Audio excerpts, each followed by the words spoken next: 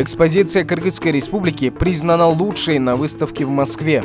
В России завершился форум «Путешествуй», страной-партнером которого в этом году выступила наша страна. Все внимание гостей ВДНХ в эти дни было сосредоточено на павильонах Кыргызской Республики. Министр туризма Республики Куба назвал их самыми интересными на форуме.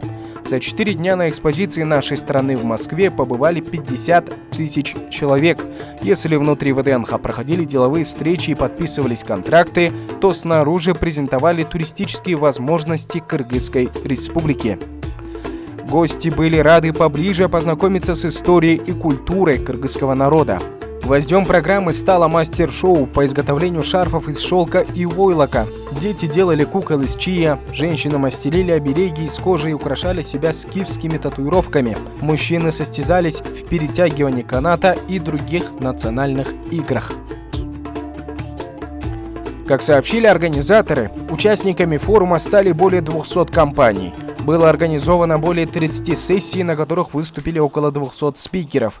Делегация Кыргызской Республики была представлена в 5 сессиях, представив информацию о нашей стране и об основных трендах туризма в регионе.